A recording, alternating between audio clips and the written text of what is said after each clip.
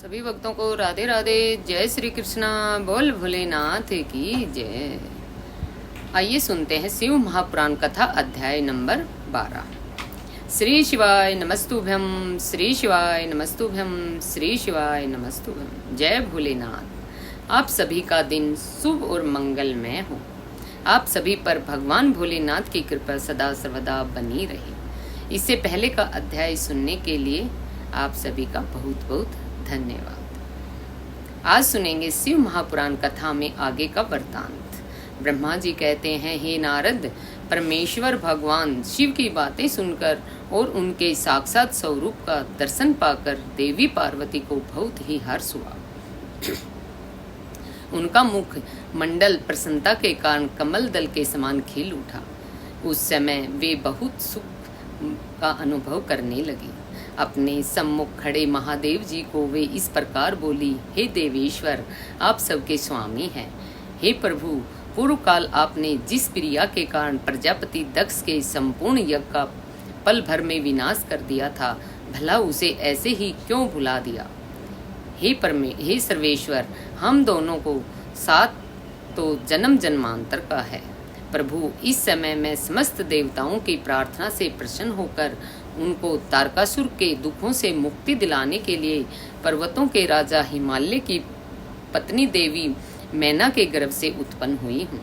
आपको ज्ञात ही है कि आपको पुनः पति रूप में प्राप्त करने हेतु ही मैंने यह कठोर तपस्या की है। इसलिए देवेश, आप मुझसे विवाह कर मुझे मेरी इच्छा अनुसार अपनी पत्नी बना ले। भगवान, आप तो अनेक लीलाएं रचते हैं। अब आप मेरे पिता शैलराज हिमालय और मेरी माता मैना के समक्ष चलकर उनसे मेरा हाथ मांग लीजिए। भगवान, जब आप इन सब बातों से मेरे पिता को अवगत कराएंगे, तब वे निश्चय ही मेरा हाथ प्रसन्नतापूर्वक आपको सौंप देंगे। पूर्व जन्म में जब मैं प्रजापति दक्ष की पुत्री सती थी, उस समय मेरा और आपका विवाह हुआ था। तब मेरे पिता दक्ष ने ग्रहों की पूजा नहीं की थी। उस विवाह में ग्रह पूजन से संबंधित बहुत बड़ी त्रुटि रह गई थी। मैं यह चाहती हूँ कि इस बार शास्त्रोक्त विधि से हमारा विवाह संपन्न हो। हमें विवाह से संबंधित सभी रीति रिवाजों और रस्मों का भली भांति पालन करना चाहिए, ताकि इस बार हमारा विवाह सफल हो सके। देवेश्वर, आप मेरे पिता हिमालय को इस संबंध में बताएं, ताकि उन्हें अपनी पुत्री की तपस्या के विषय में ज्ञात हो सके। देवी पार्वती के प्रेम और निष्ठा भरे इन शब्दों को सुनकर भगवान शिव बहुत ही प्रसन्न हुए और हंसते हुए बोले, हे देवी महेश्वरी, इस संसार में हमारे आसपास तो कुछ भी दिखाई नहीं देता। वह सभी नाशवान अर्थात नश्वर है। मैं निर्गुण परमात्मा हूँ। मैं अपने ही प्रकाश में प्रकाशित होता हूँ और मेरा अस्तित्व स्वतंत्र है। देवी, आप समस्त कर्मों को करने वाली प्रकृति है और आप ही महामाया है। आपने ही मुझे इस माया मोह के बंधनों में फंसाया है। मैंने इन सभी को धारण कर रखा है। कौन मुख्य ग्रह है और कौन ऋतु समूह है। हे देवी, आप और मैं दोनों ही सदैव अपने भक्तों को सुख देने के लिए ही अवतार ग्रहण करते हैं। आप सगुण और निर्गुण प्रकृति हैं। हे गिरिजे, मैं आपके पिता के पास आपका हाथ मांगने के लिए नहीं जा सकता, फिर भी आपकी इच्छा को पूरा करना मेरा कर्तव्य है। अतः आप जैसा कहेंगी मैं अवश्य ही करूँगा। महादेव जी के ऐसा कहने पर पार्वती जी अति हर्ष का अनुभव करने लगी और शिव जी को भक्तिपूर्वक प्रणाम करके बोली, हे नाथ, आप परमात्मा हैं और मैं प्रकृति हूँ। हम दोनों का अस्तित्व स्वतंत्र एवं सगुण है, फिर भी अपने भक्तों की इच्छा पूरा करना हमारा कर्तव्य है। भगवान, मेरे पिता हिमालय से मेरा हाथ मांगकर उन्हें दाता होने का सौभाग्य प्रदान करें। हे प्रभु, आप तो जगत में भक्त वत्सल नाम से विख्यात हैं। मैं भी तो आपकी परम भक्त हूँ। क्या मेरी इच्छा को पूरा करना आपके लिए महत्वपूर्ण नहीं है। हे नाथ, हम दोनों जन्म जन्म से एक दूसरे के ही हैं। हमारा अस्तित्व एक साथ है। तभी तो आपका अर्धनारीश्वर रूप भी सभी मनुष्य ऋषि मुनियों एवं देवताओं द्वारा पूज्य है। मैं आपकी पत्नी हूँ। मैं जानती हूँ कि आप निर्गुण हैं, निराकार हैं और परब्रह्मा परमेश्वर है। आप सदा अपने भक्तों का हित करने वाले हैं। आप अनेकों प्रकार की लीलाएं रचते हैं। भगवान, आप सर्वज्ञ हैं। मुझ दीन पर भी अपनी कृपा दृष्टि करिए और अनोखी लीला रचकर इस कार्य को सिद्ध कीजिए। बोल भोलेनाथ की जय। बोल पार्वती मैया की जय। नारद ऐसा कहकर देवी पार्वती दोनों हाथ जोड़कर और मस्तक झुकाकर खड़ी हो गई। अपनी प्राण वल्लभा पार्वती की इच्छा का सम्मान करते हुए महादेव जी ने हिमालय से उनका हाथ मांगने हेतु अपनी स्वीकृति प्रदान कर दी। तत्पश्चात त्रिलोकीनाथ महादेव जी उस स्थान से अंतर्ध्यान होकर अपने निवास कैलाश पर्वत चले गए। कैलाश पर्वत पर पहुंचकर शिवजी ने स्वतंत्र पूर्वक सारा वृत्तांत नंदीश्वर सहित अपने सभी गणों को सुनाया। यह जानकर सभी गण बहुत ही खुश हुए और नाचने लगे। उस समय वहां महान उत्सव होने लगा। उस समय सभी खुश थे और आनंद का वातावरण था। ब्रह्मा जी बोले, हे महामुनि नारद, भगवान शिव के वहां से अंतर्ध्यान हो जाने के उपरांत देवी पार्वती भी अपनी सखियों के साथ प्रसन्नता पूर्वक अपने पिता के घर की ओर चल दी। उनके आने का शुभ समाचार सुनकर देवी मैना और हिमालय बहुत ही प्रसन्न हुए और तुरंत सिंहासन से उठकर देवी पार्वती से मिलने के लिए चल दिए। उनके सभी भाई भी उनकी जय जयकार करते हुए उनसे मिलने के लिए आगे चले गए। देवी पार्वती अपने नगर के निकट पहुंची। वहां उन्होंने अपने माता पिता और भाइयों को नगर के मुख्य द्वार पर अपना इंतजार करते हुए पाया। वे अत्यंत हर्ष से विभोर होकर उनका स्वागत करने के लिए खड़े थे। पार्वती ने हाथ जोड़कर उन्हें प्रणाम किया। हिमालय और मैना ने अपनी पुत्री को अनेकानेक आशीर्वाद देकर गले से लगा लिया। भाव विहल होकर बोल भोलेनाथ की जय। बोल पार्वती मैया की जय। हिमालय और मैना ने अपनी पुत्री को अनेकानेक आशीर्वाद देकर गले से लगा लिया। भाव विह्वल होकर उन्होंने उनकी आंखों से आंसू टप टप टपकने लगे। सभी उपस्थित होने उनकी मुक्त हृदय से प्रशंसा की। वे कहने लगे कि पार्वती ने उनके कुल का उद्धार किया है और अपने मनोवांछित कार्य की सिद्धि की है। इस प्रकार सभी प्रसन्न थे और उनकी प्रशंसा करते हुए नहीं थक रहे थे। लोगों ने सुगंधित पुष्पों, चंदन एवं अन्य सामग्रियों से देवी पार्वती का पूजन किया। इस शुभ बेला में उन पर स्वर्ग से देवताओं ने भी पुष्प वर्षा की और उनकी स्तुति की। तत्पश्चात बहुत आदर सहित उन्हें घर की ओर ले जाया गया और विधि विधान से उनका गृह प्रवेश कराया गया। ब्राह्मणों, ऋषि मुनियों, देवताओं और प्रजाजनों ने उन्हें अनेकों शुभ एवं उत्तम आशीर्वाद प्रदान किए। इस शुभ अवसर पर शैलराज हिमालय ने ब्राह्मणों एवं दीन बंधुओं दुखियों को भी दान दिया। उन्होंने ब्राह्मणों में से मंगल पाठ भी कराया। उन्होंने पधारे हुए सभी ऋषि मुनियों, देवताओं और स्त्री पुरुषों का आदर सत्कार किया। तत्पश्चात हिमालय अपनी पत्नी मैना को साथ लेकर गंगा स्नान को चलने लगे। तभी भगवान शिव नाचने वाले नट का वेश धारण करके उनके समीप पहुंचे। उनके बाएं हाथ में सिंह और दाहिने हाथ में डमरू था। पीठ पर कथरी रखी थी। उन्होंने सुंदर लाल वस्त्र पहने थे। नाचने गाने में भी वे पूर्णतः मगन थे।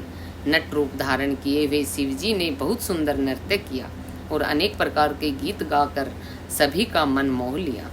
नृत्य करते समय वे बीच बीच में शंख और डमरू भी बजा रहे थे और मनोरम लीलाएं कर रहे थे। उनकी इस प्रकार की मन को हरने वाली लीलाएं देखने के लिए पूरे नगर की स्त्री और पुरुष, बच्चे, बूढ़े वहां आ गए।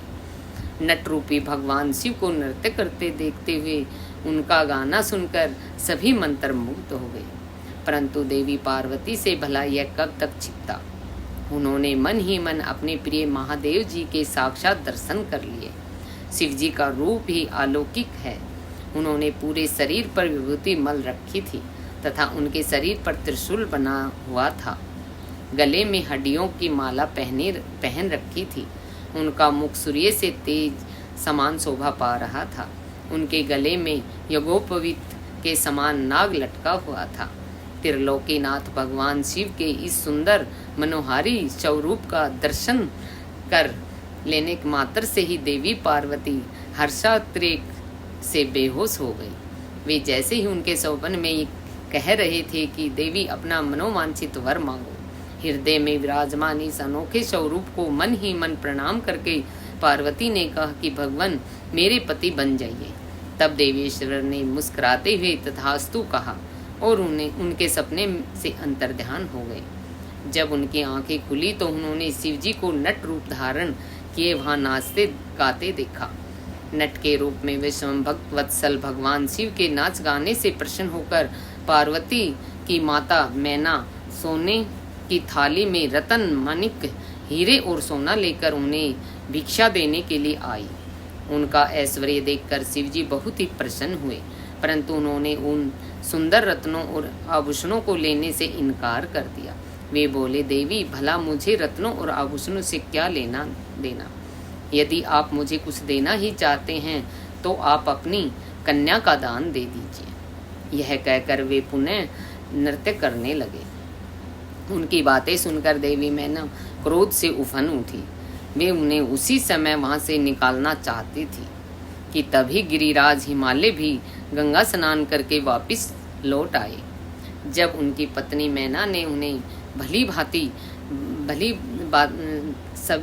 तब उनकी पत्नी ने उन्हें सभी बातें बताई तो वे जल्द से जल्द नट को वहां से निकलने की तैयार हो गए। उन्होंने अपने सेवकों को नट को बाहर निकालने की आज्ञा दी, परंतु यह असंभव था क्योंकि वे साक्षात शिव भले ही नट का रूप धारण किए हुए थे, परंतु उनका शरीर अद्भुत तेज से संपन्न था। वे परम तेजस्वी दिखाई दे रहे थे। उन्हें उठाकर निकाल फेंकना तो दूर की बात थी, उन्हें तो छूना भी कठिन था। तब उन्होंने मैना हिमालय को अनेक प्रकार की लीलाएं रचकर दिखाई। नट ने तुरंत ही श्री हरि विष्णु का रूप धारण कर लिया। उनके माथे पे किरीट, कानों में कुंडल और शरीर पर पीले वस्त्र अनोखी शोभा पा रहे थे। उनकी 4 भुजाएं थी। पूजा करते समय हिमालय और मैना ने जो पुष्प, गंध एवं अन्य वस्तुएं अर्पित की थी, वे सभी उनके शरीर और मस्तक पर शोभा पा रही थी। यह देखकर सभी आश्चर्यचकित हो गए।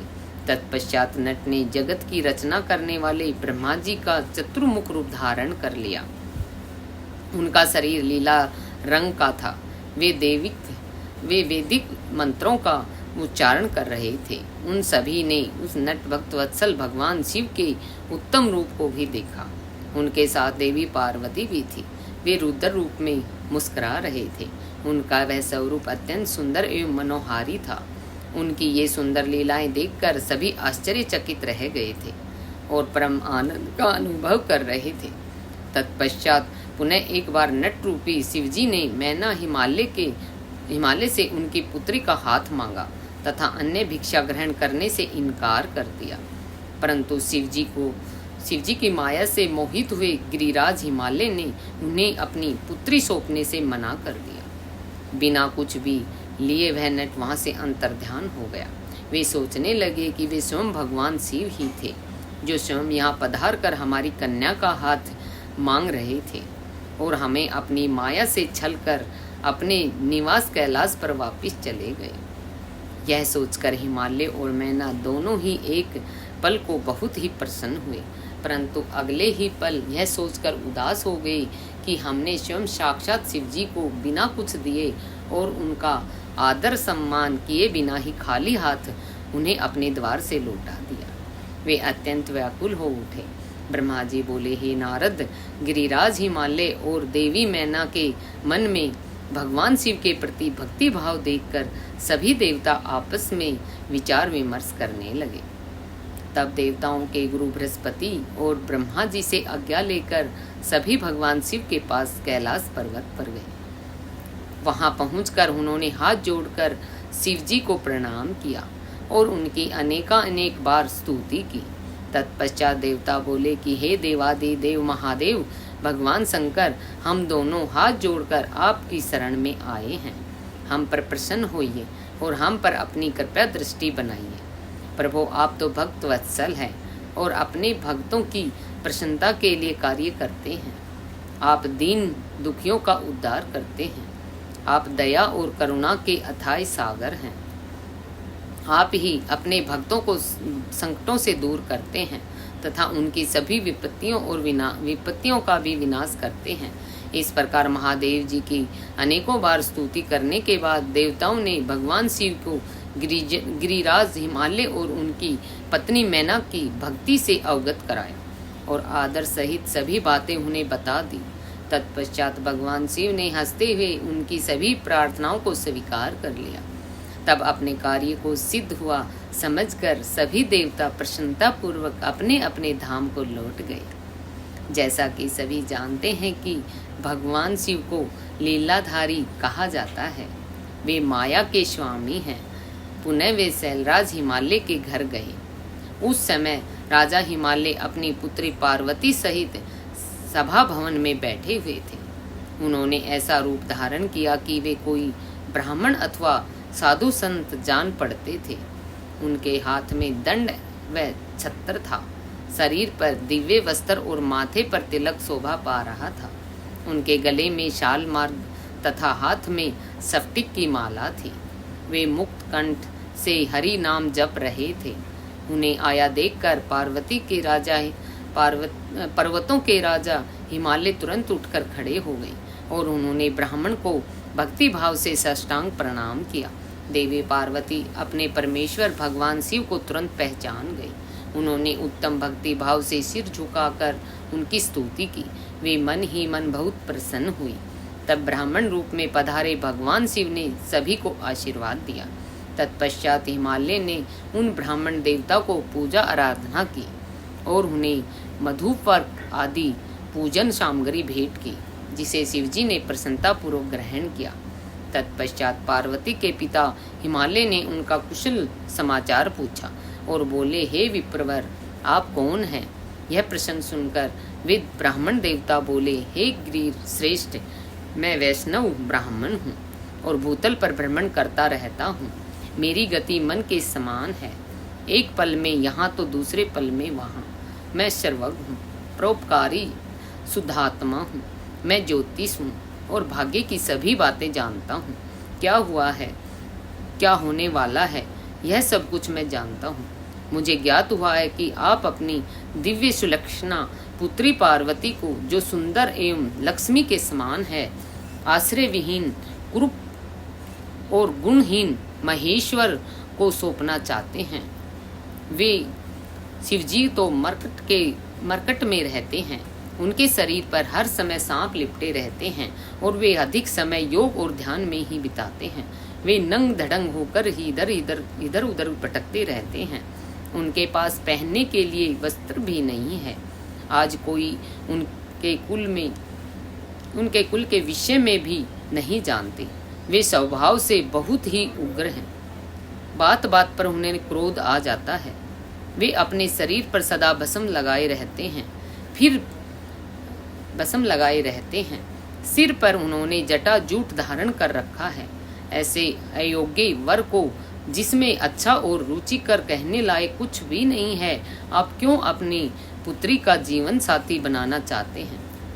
आपका यह सोचना कि शिव ही आपकी पुत्री के योग्य है सर्वथा गलत है। आप तो महान ज्ञानी हैं। आप नारायण कुल में उत्पन्न हुए हैं। भला आपकी सुंदर पुत्री को वरों की क्या कमी हो सकती है? उस परम सुंदरी से विवाह करने को अनेक देश के महान वीर, बलशाली, सुंदर, स्वस्थ राजा और राजकुमार सहर्ष तैयार हो जाएंगे। आप तो समृद्धशाली हैं। आपके घर में भला किस वस्तु की कमी हो सकती है? परंतु शैलराज, जहाँ आप अपनी पुत्री को ब्याहना चाह रहे हैं, वे बहुत ही निर्धन है। यहाँ तक कि उनके भाई बंधु भी नहीं हैं। वे सर्वथा अकेले हैं। गिरिराज हिमालय, आपके पास अभी समय है। अतः आप अपने भाई बंधुओं, पुत्रों व अपनी प्रिय पत्नी देवी मैना से इस विषय में सलाह कर लें, परंतु अपनी पुत्री पार्वती से इस विषय में कोई सलाह न लें, क्योंकि वे शिव के गुण दोषों के बारे में कुछ भी नहीं जानती है। ऐसा कहकर ब्राह्मण देवता, जो वास्तव में साक्षात भगवान शिव ही थे, हिमालय का आदर सत्कार ग्रहण करके आनंद पूर्वक वहां से अपने धाम को चले गए। ब्रह्मा जी बोले, ब्राह्मण के रूप में पधारे स्वयं भगवान शिव की बातों का देवी मैना पर बहुत ही प्रभाव पड़ा और वे बहुत दुखी हो गई। वे अपने पति हिमालय से कहने लगी कि इस ब्राह्मण ने शिवजी की निंदा की है, यह उसे सुनकर मेरा मन बहुत ही खिन्न हो गया है। जब भगवान शिव का रूप और शील सभी कुत्सित है तो सभी उनके विषय में बुरा ही सोचते हैं और उन्हें मेरी पुत्री के सर्वथा अयोग्य ही मानते हैं, तो मैं अपनी प्रिय पुत्री का हाथ कदापि उनके हाथ में नहीं दूंगी। मुझे अपनी पुत्री अपने प्राणों से भी अधिक प्रिय है। यदि आपने मेरी बात नहीं मानी तो मैं इसी समय विष खा लूंगी और अपने प्राण त्याग दूंगी। साथ ही अपनी बेटी पार्वती को लेकर इस घर से मैं चली जाऊंगी। मैं पार्वती के गले में फांसी लगा दूंगी, उसे वनों में ले जाऊंगी अथवा किसी सागर में डुबो दूंगी, परंतु किसी भी हालत में उसका ब्याह पिनाकधारी शिव के साथ नहीं होने दूंगी। यह कहकर देवी मैना रोती हुई तुरंत कोप भवन से चली गई और उन्होंने कीमती वस्त्र आभूषणों का त्याग कर दिया और जमीन पर लेट गई। जब इस विषय के भगवान शिव को जानकारी हुई तो उन्होंने सप्त ऋषियों को याद किया। वे तुरंत ही वहां आ गए। तब त्रिलोकीनाथ भगवान शिव ने सप्त ऋषियों को देवी मैना को समझाने की आज्ञा देकर उनके घर भेजा।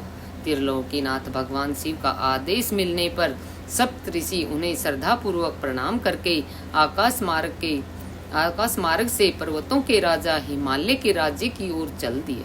सप्तऋषि जब हिमालय के नगर के निकट पहुंचे तो वहां का ऐश्वर्य देखकर उसकी प्रशंसा करने लगे।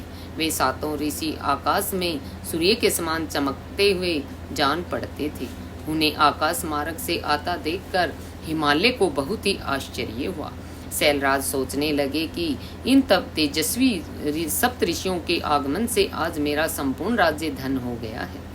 तभी सूर्य तुल्य तपस्वी सप्तऋषि आकाश से उतरकर पृथ्वी पर खड़े हो गए।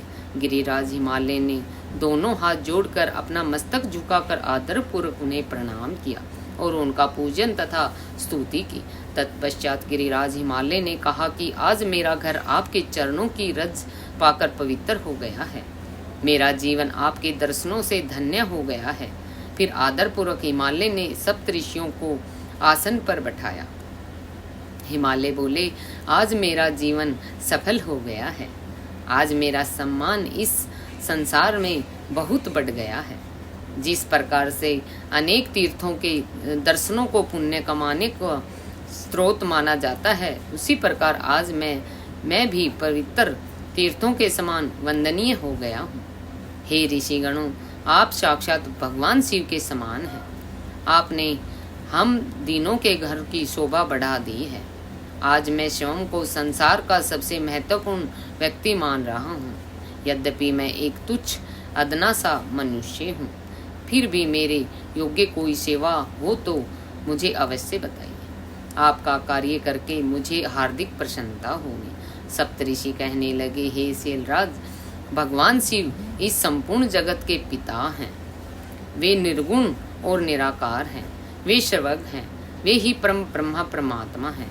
वे ही सर्वेश्वर है। वे इस जगत का आदि और अंत है। आप भली भांति त्रिलोकीनाथ भगवान शिव के विषय में सब कुछ जानते ही हैं। वे भक्त वत्सल हैं। वे सदा ही अपने भक्तों के अधीन हैं। तुम्हारी परम प्रिय पुत्री देवी पार्वती ने भगवान शिव को अपनी कठोर तपस्या से प्रसन्न कर कर अपना मनोवांछित वर प्राप्त कर लिया है। उन्होंने प्रभु शिव को पति रूप में पाने का वर प्राप्त किया है। जिस प्रकार से भगवान शिव को इस जगत का पिता माना जाता है, उसी प्रकार शिवा जगत माता कही गई जाती है। अतः आप अपनी कन्या पार्वती का विवाह महात्मा शिव शंकर से कर दीजिए।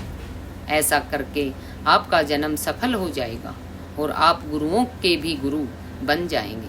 सप्तऋषियों के ऐसे वचन सुनकर हिमालय बोले, हे महर्षियों, मेरे अहोभाग्य है जो आपने मुझे इस योग्य समझकर मुझसे यह बात कही है। सच कहूँ तो मेरी हार्दिक इच्छा ही यही है कि मेरी पुत्री का विवाह भगवान शिव के साथ ही हो। परंतु एक परेशानी यह है कि कुछ दिनों पूर्व एक ब्राह्मण देव हमारे घर पधारे थे। उन्होंने भक्त वत्सल भगवान शिव के विषय में अनेकों उल्टी सीधी बातें बोली हैं। उस वैष्णव भगवान ने शिव जी की घोर निंदा की है, उन्हें अमंगलकारी बताया है। ये सब बातें सुनकर मेरी पत्नी देवी मैना की बुद्धि पलट गई है। उनका समस्त ज्ञान भ्रष्ट हो गया है। वे अपनी पुत्री पार्वती का विवाह परम योगी रुद्रदेव से कदापि नहीं करना चाहती है। हे सप्तऋषियों, वे जिद करके बैठी है कि वे अपनी पुत्री पार्वती का विवाह भगवान शिव से नहीं करेगी। इसलिए वे लड़ झगड़ कर सभी आभूषणों तथा राजसी वस्त्रों को त्याग कर कोप भवन में जाकर लेट गई है। मेरे बहुत समझाने पर भी वे कुछ नहीं समझ रही है। आपसे सच में अपने दिल की इच्छा कहूँ तो उन वैष्णव भगवान ब्राह्मण की बातें सुनकर अब मैं भी नहीं चाहता कि मेरी पुत्री का विवाह शिव जी से हो। नारद इस प्रकार भगवान शिव की माया से मोहित होकर गिरिराज हिमालय ने ये सब बातें कही और यह कहकर चुप हो गया। तब सप्तऋषियों ने कोप भवन में लेटी हुई देवी मैना को समझाने के लिए देवी अरुणधति को भेजा। अपने पति की आज्ञा पाकर देवी अरुणधति उस कोप भवन में पहुंची, जहां देवी मैना रुष्ट होकर पृथ्वी पर लेटी हुई थी और पार्वती उनके पास ही बैठकर उन्हें समझा रही थी। साध्वी अरुणधति बड़े ही मधुर स्वर में बोली, देवी मैना उठिए, मैं अरुणधति और सप्तऋषियां तुम्हारे घर पधारे हैं। देवी अरुणधति को वहां अपने कक्ष में देखकर देवी मैना उठकर बैठ गई और साक्षात लक्ष्मी के समान उन परम तेजस्विनी को देखकर उनके चरणों में अपना सिर रखकर बोली, आज हमारे घर में ब्रह्मा की पुत्र वधू और महर्षि वशिष्ठ की पत्नी अरुणधति सहित सप्तऋषियों ने पधार कर मेरे किस पुण्य का फल दिया है। आपके आने से हमारा कुल धन्य हो गया। मैं आपसे यह जानना चाहती हूँ कि आपके इस तरह यहाँ आने का क्या उद्देश्य है। देवी मैना के ऐसा कहने पर देवी अरुणधति मुस्कुराकर उन्हें समझाकर कोप भवन से बाहर उस स्थान पर ले गई जहाँ सप्तऋषि सहित गिरिराज हिमालय बैठे हुए थे। तब देवी मैना को वहां आकर देखकर श्रेष्ठ और परम ज्ञानी सप्तऋषि भगवान शिव को मन में स्मरण करके समझाने लगे। सप्तऋषि बोले, हे शैलराज, तुम अपनी पुत्री पार्वती का विवाह त्रिलोकीनाथ भक्तवत्सल भगवान शिव से करा दो। वे तो सर्वेश्वर हैं, वे कभी भी किसी से याचना नहीं करते। जगत की रचना के स्रोत ब्रह्मा ने तारकासुर को यह वरदान दिया है कि केवल शिव पुत्र के हाथों से ही उसका वध होगा। इस समय तारकासुर के कारण तीनों लोकों में हाहाकार मचा हुआ है। उससे देवराज इंद्र सहित सभी देवताओं को स्वर्ग से निकाल दिया है। साथ ही वह निर्दोष लोगों का भी शत्रु बन बैठा है। साधुओं और मुनि ऋषियों को यह यज्ञ नहीं करने देता और उनकी पूजा उपासना को तारकासुर के सैनिक समय पर नष्ट कर देता है। उन्होंने सभी के जीवन को कष्टकारी बना रखा है। इस संसार में व्याप्त बुराइयां और दुष्ट प्रवृत्तियों के विनाश के लिए संहारक रुद्रदेव का पुत्र ही सबसे उपयुक्त है। उस वीर और बलवान पुत्र की प्राप्ति के लिए आवश्यक है कि भगवान शिव विवाह कर लें। इसलिए ब्रह्मा जी ने भगवान शिव से विवाह करने की प्रार्थना की है। यह सर्वविदित है कि भगवान शिव परम योगी है और विवाह के लिए उत्सुक नहीं है। तुम्हारी पुत्री पार्वती ने भगवान शिव की कठोर तपस्या करके शिव को अपनी पति बनाने के लिए वर प्राप्त किया था। यही कारण है कि महादेव जी देवी पार्वती का पानी ग्रहण करना चाहते हैं। सप्तऋषियों की यह बात सुनकर हिमालय विनय पूर्वक बोले, हे ऋषिगण, आपकी बातें सही हैं, परंतु जहाँ तक मैं जानता हूँ कि शिव जी के पास न तो रहने के लिए घर है, न कोई नाते रिश्तेदार हैं, न ही बंधु बांधव हैं। उनके पास कोई भी राजपाट भी नहीं है, न ही वे ऐश्वर्य और विलासित का जीवन जीते हैं। आप वेद विधाता ब्रह्मा जी के पुत्र हैं, इसलिए मैं आपका आदर और सम्मान करता हूँ। आप परम ज्ञानी हैं और यह जानते हैं कि जो पिता काम, मोह, भय और लोभ के कारण अपनी कन्या का विवाह अयोग्य वर से कर देते हैं, वे मरने के बाद भी नरक के भागी होते हैं। इसलिए मैं कोई ऐसा कार्य नहीं करना चाहता जिससे मैं नरक का भागी बनूं। मैं अपनी प्रिय पुत्री पार्वती का विवाह स्वेच्छा से कभी भी शूलपाणी शिव के साथ नहीं करूंगा।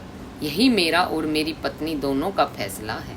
हे महर्षियों, आप ब्रह्म ज्ञानी और समझदार हैं, इसलिए हमारे लिए उचित विधान को बताकर हमें कृतार्थ करें। ब्रह्मा जी बोले, हे नारद, हिमालय के कहे वचनों को सुनकर महर्षि वशिष्ठ जी बोले, हे शैलराज, भगवान शंकर इस संपूर्ण जगत के पिता हैं और देवी पार्वती इस जगत की जगत जननी है। शास्त्रों की जानकारी रखने वाला उत्तम मनुष्य वेदों में बताए गए 3 प्रकार के वचनों को जानता है। पहला वचन सुनने में बड़ा ही प्रिय लगता है, परंतु वास्तविकता में वह असत्य व अहितकारी होता है। इस प्रकार का कथन हमारा शत्रु ही कह सकता है। दूसरा वचन सुनने में अच्छा नहीं लगता, परंतु उसका परिणाम सुखकारी होता है। तीसरा वचन सुनने में अमृत के समान लगता है तथा वह परिणामत हित करने वाला होता है। इस प्रकार नीति शास्त्र में किसी बात को कहने के 3 प्रकार बताए गए हैं। आप इन तीनों प्रकार में किस तरह का वचन सुनना चाहते हैं, मैं आपकी इच्छा अनुसार ही बात करूंगा। भगवान शंकर सभी देवताओं के स्वामी हैं। उनके पास दिखावटी संपत्ति नहीं है। वे महान योगी हैं। वे सदैव ज्ञान के महासागर में डूबे रहते हैं। वे ही सबके सब ईश्वर हैं। गृहस्थ पुरुष राज्य और संपत्ति के स्वामी मनुष्य को ही अपनी पुत्री का वर चुनता है। ऐसा न करके यदि वह किसी दीनहीन को अपनी कन्या ब्याह दे तो कन्या के वध का पाप लगता है। शैलराज, आप शिव स्वरूप को जानते ही नहीं हैं। धनपति कुबेर आपका सेवक है। कुबेर को यहाँ धन की कौन सी कमी है? वे स्वयं सारे संसार की उत्पत्ति, पालन और संहार करते हैं। उन्हें भोजन की भला क्या कमी हो सकती है? ब्रह्मा, विष्णु और रुद्र सभी भगवान शिव का ही रूप है। शिवजी से प्रकट हुई प्रकृति अपने अंश में 3 प्रकार की मूर्तियों को धारण करती है। उन्होंने मुख से सरस्वती, वक्षस्थल से लक्ष्मी और अपने तेज से पार्वती को प्रकट किया है। भला उन्हें दुख कैसे हो सकता है? तुम्हारी कन्या तो कल्प कल्प में उनकी पत्नी होती रही है एवं होती रहेगी। अपनी कन्या सदाशिव अर्पण कर दो। तुम्हारी कन्या के तपस्या करते समय देवताओं की प्रसन्नता पर सदाशिव तुम्हारी कन्या के समीप पहुंचकर उन्हें उनका मनोवांछित वर प्रदान कर चुके हैं। तुम्हारी पुत्री पार्वती के कहे अनुसार शिवजी तुमसे तुम्हारी कन्या का हाथ मांगने के लिए तुम्हारे घर 2 बार पधारे थे, पर तुम उन्हें नहीं पहचान सके। वे नटराज और ब्राह्मण वेशधारी शिव ही थे जो तुम्हारी कन्या का हाथ मांगने आए थे, पर तुमने मना कर दिया। यह तुम्हारा दुर्भाग्य नहीं है तो क्या है? अब यदि तुमने प्रेम से शिवजी को अपनी कन्या का दान न किया तो भगवान शंकर बलपूर्वक ही तुम्हारी कन्या से विवाह कर लेंगे। शैलेंद्र, यह बात अगर आप ठीक से नहीं समझेंगे तो आपकी अस्तित्व ही समाप्त हो जाएगा। आपको शायद ज्ञात नहीं है कि पूर्व में देवी शिवा ने ही प्रजापति दक्ष की पत्नी के गर्भ से जन्म लिया था। सती के नाम से प्रसिद्ध हुई थी।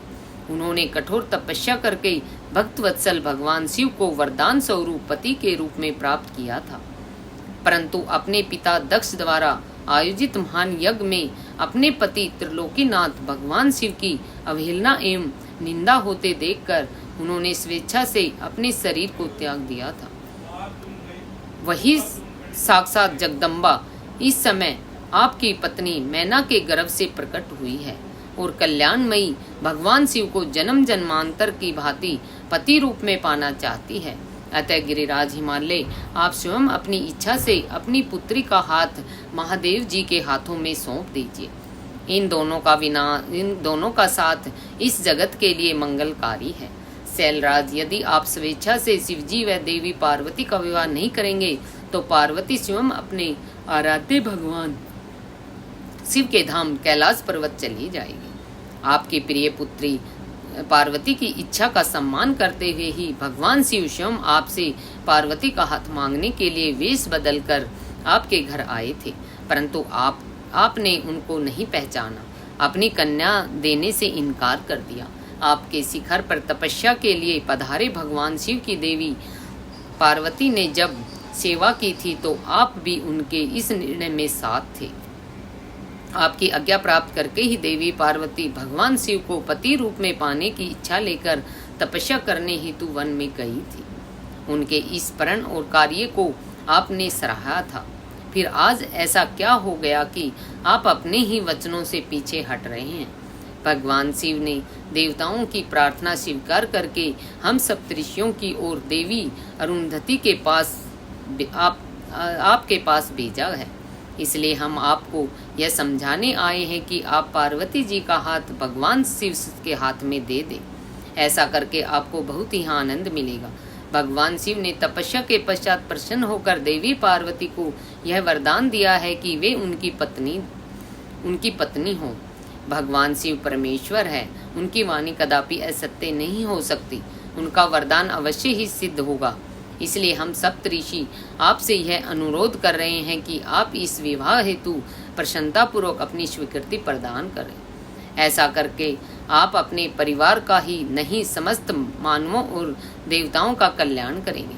ब्रह्मा जी बोले, हे नारद, कुल की रक्षा करने के लिए किसी एक का त्याग कर देना ही नीति शास्त्र कहलाता है।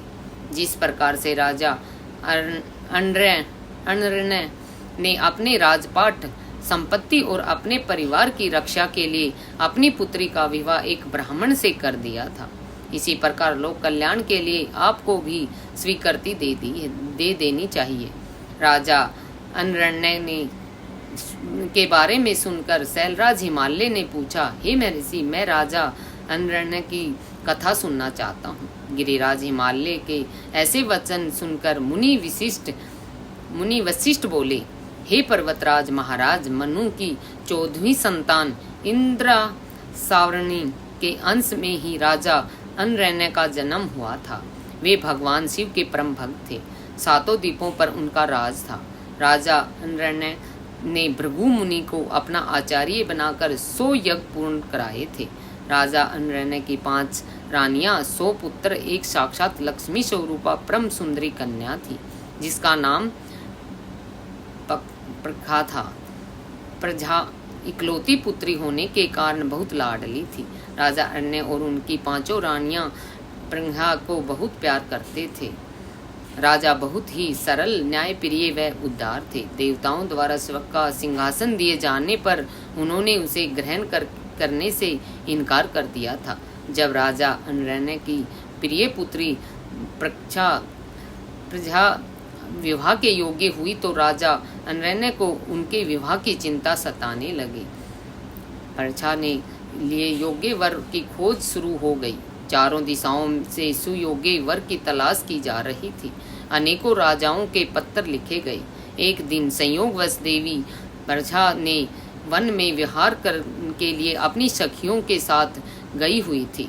वहां तपस्या करके लौट रहे ऋषि पिप्पलाद की दृष्टि प्रजा नाम की उस सुंदरी पर पड़ गई। वे उनकी सुंदरता से मोहित हो गए। वे उस सुंदरी को मन में बसाए हुए ही अपनी कुटिया पर पहुंच गए। सुंदरी का सौंदर्य पिप्पलाद के मन मस्तिष्क में धस गया था। एक दिन ऋषि पिप्पलाद पुष्पा भद्रा नामक नदी में स्नान करने गए थे। संयोगवश राजा अनर्ण्य की परम सुंदरी को वहां उपस्थित थी। उसे पुनः देखकर ऋषि पिप्पलाद ने मन की इच्छा पूरी हो गई। उन्होंने प्रजा की सखियों और उनकी सखियों से उनका परिचय प्राप्त कर लिया। वहीं कुछ मनुष्यों ने ऋषि की हंसी उड़ाते हुए कहा कि ऋषि जी, आप मन देवी प्रजा पर मुग्ध हो गए हैं, तो आप महाराज से उन्हें मांग क्यों न लेते। इस प्रकार के वचन सुनकर पिप्पलाद लज्जित हुए, परंतु उनके दिल में सुंदरी प्रजा को पाने की इच्छा कम न होकर वे बलवती हो गई। स्नान, नित्य कर्म और शिव पूजन आदि में निवृत्त होकर मुनि पिप्पलाद राजा अनर्ण्य की सभा में गए। अपने दरबार में मुनि को पधारा देखकर राजा अनर्ण्य ने चरण छूकर उनका आशीर्वाद अभिवंदन प्राप्त किया। और विधिवत पूजन करने के पश्चात उन्हें आसन पर बैठाया तथा पूछा कि मैं आपकी क्या सेवा कर सकता हूँ। इस पर ऋषि पिप्पलाद बोले कि राजा, आप अपनी कन्या पर्चा का मुझे सौंप दीजिए। यह सुनकर राजा चुप हो गया। इस पर पिप्पलाद मुनि कहने लगे कि राजा, यदि शीघ्र ही तुमने अपनी कन्या मुझे नहीं दी तो मैं क्षण भर में ही तुम्हें और तुम्हारे कुल को भस्म कर दूंगा। यह बातें सुनकर राजा, उनकी रानियां, नौकर चाकर, दासियां सभी रोने लगे। राजा ने यह सोचने के अत्यंत व्याकुल हो उठे कि कैसे वे अपनी फूलों से भी कोमल पुत्री को हाथ एक बूढ़े ऋषि को दे दे। राजा इसी चिंता में डूबे हुए थे। वे क्या करें कि तभी वहां उनके पुरोहित राजगुरु आ पहुंचे। राजा ने सारा वृत्तांत उन्हें सुनाया। इस पर राजगुरु बोले कि राजन, आपको अपनी कन्या का विवाह किसी से तो कराना ही होगा, तो क्यों न उसका विवाह ऋषि पिप्पलाद से ही करा दें। इससे आपके कुल की भी रक्षा हो जाएगी। यह ब्राह्मण इस कुल का विनाश कर दे तो इससे अच्छा है कि प्रजा का विवाह उनके साथ हो जाए। इस प्रकार अपने पुरोहित और राजगुरु के वचन सुनकर राजा अनरैन ने अपनी कुल की रक्षा करने के लिए अपनी कन्या को वस्त्र आभूषण अलंकृत करा उसे ऋषि पिप्पलाद को अर्पित कर दिया। तत्पश्चात देवी प्रजा और पर्चा और ऋषि पिप्पलाद का वैदिक रीति से परिणयोत्सव संपन्न हुआ तथा राजा ने प्रसन्नतापूर्वक अपनी पुत्री को विदा कर दिया। राजा अन्य से विदा लेकर ऋषि पिप्पलाद अपनी पत्नी को साथ लेकर अपने आश्रम पर पहुंच गए। इस शोक में ही हमने अपनी पुत्री को एक वनवासी बूढ़े को सौंप दिया है। राजा राजपाट को छोड़कर वन में चले गए। अपने पति और पुत्री की याद में रो रो कर रानी ने अपना प्राण त्याग दिए। उनके घर परिवार में चारों ओर दुख ही दुख था। राजा अनरण्य ने शिव कृपा से शिवलोक को प्राप्त किया। तत्पश्चात उनके पुत्र कीर्तिमान ने राज्य किया और उनके कुल का नाम चारों ओर फैला। इसके हे हिमालय राज, आप अपनी पुत्री को भगवान शिव को अर्पण करके अपने राज्य, कुल और धन की रक्षा करके सभी देवताओं को अपने अधीन कर लीजिए। नारद जी शैलराज और हिमालय राजा अरण्य की कथा सुनकर बोले कि हे मुनि वशिष्ठ, आपने मुझे बहुत ही उत्तम कथा सुनाई है। अब मुझ पर कृपा करके मुझे ऋषि पिप्पलाद और देवी पद्मा के विवाह से आगे की भी कथा सुनाइए। पद्मा को पत्नी बनाकर ऋषि कहाँ गए, उन्होंने क्या किया? शैलराज हिमालय के इस प्रकार कहे प्रश्नों को सुनकर मुनि वशिष्ठ बोले कि पर्वतराज ऋषि पिप्पलाद अत्यंत वृद्ध थे। उनकी कमर झुकी हुई तथा वे कांप कांप कर आगे चल पाते थे। इस प्रकार बूढ़े ऋषि की पत्नी बनकर देवी पद्मा उनके साथ उनकी कुटिया में आ गई। पद्मा रूपवती होने के साथ साथ गुणवती भी थी। वह साक्षात लक्ष्मी का रूप थी। अपने पति को वह साक्षात विष्णु भगवान समझकर उनकी सेवा करती थी। एक दिन की बात है कि देवी पद्मा श्रृंदा नामक नदी के स्नान करने गई।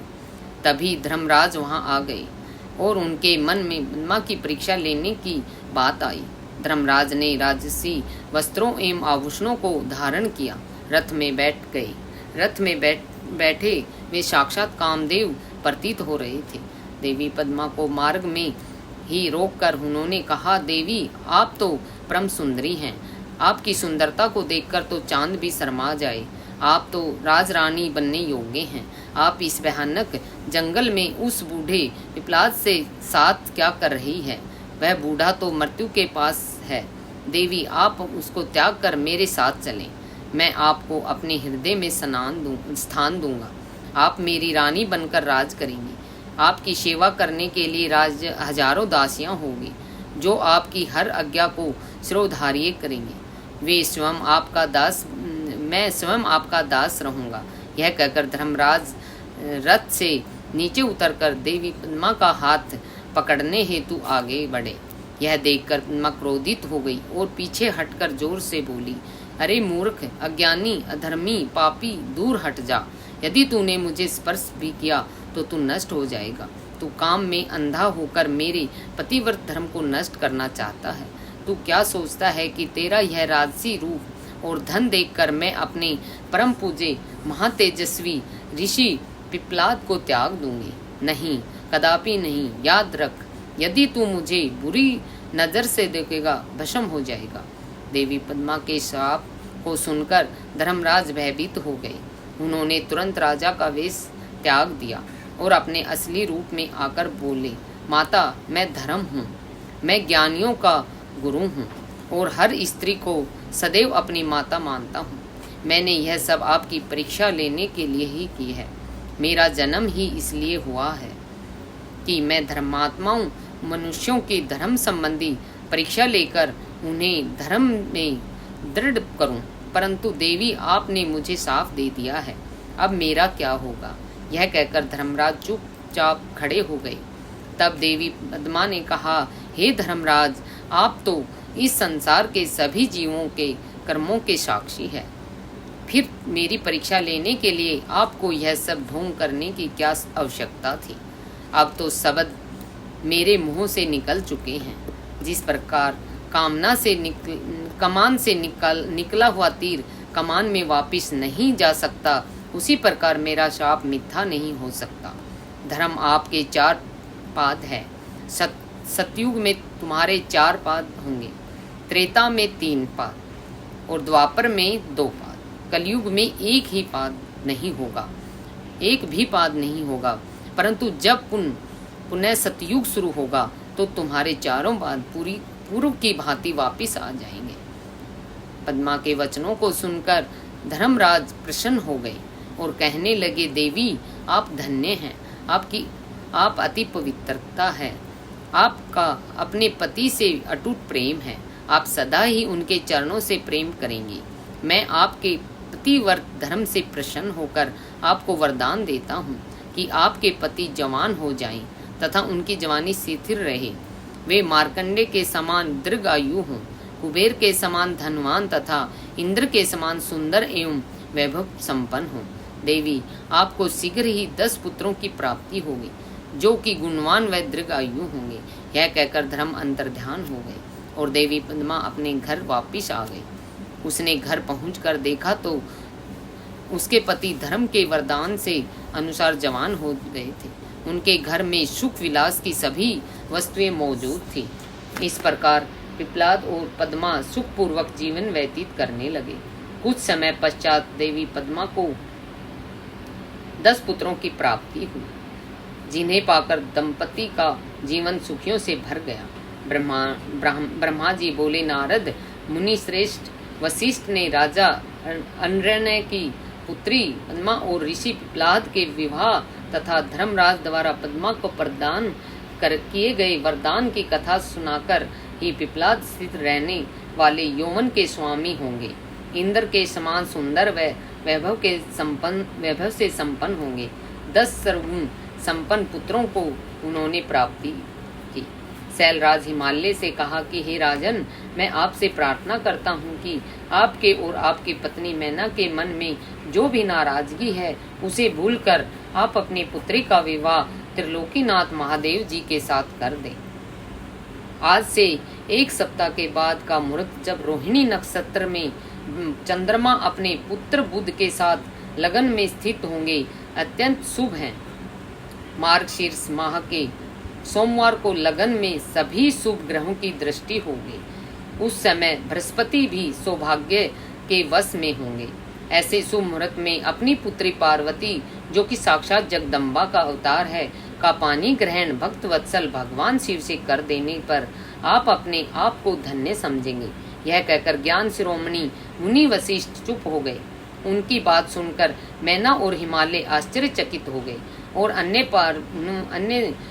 अन्य पर्वतों से बोले, गिरिराज, मेरु, मंद्रांचल, मैनाक, गंधमादन, सहर्ष, विंध्य, आप सभी ने मुनिराज वशिष्ठ के वचनों को सुना है।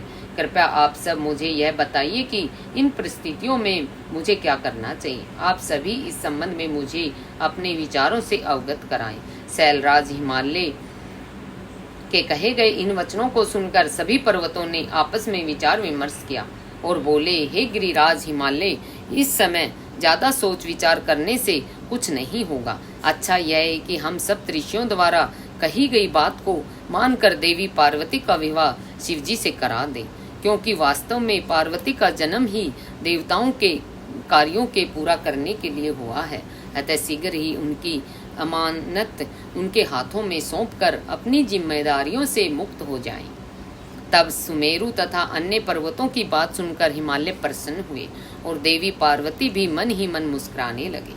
देवी अरुंधति ने भी विविध प्रकार की कथाओं को सुनाकर पार्वती की माता मैना को समझाने का प्रयत्न किया। मैना जब समझ गई तो बहुत प्रसन्न हुई और उन्होंने सभी को उत्तम भोजन कराया। उनके मन का सारा संदेह और भय दूर हो गया। शैलराज हिमालय ने दोनों हाथ जोड़कर उन सप्तऋषियों से कहा कि आपकी बातों को सुनकर मेरे मन का सारा शक दूर हो गया है। मैं भली भांति जान गया हूँ कि शिवजी ही ईश्वरों के ईश्वर अर्थात सर्वेश्वर हैं। वे इस समय जगत के कण कण में व्याप्त हैं। वे अतुल्य हैं। इस संसार की हर वस्तु एवं हर प्राणी उन्हीं का है। यह कहकर हिमालय ने अपनी पुत्री पार्वती का हाथ पकड़कर उसे सप्तऋषियों के पास खड़ा कर दिया और बोले कि आज से मेरी पुत्री शिवजी की अमानत है। वे जब चाहें इसे यहाँ से ले जा सकते हैं।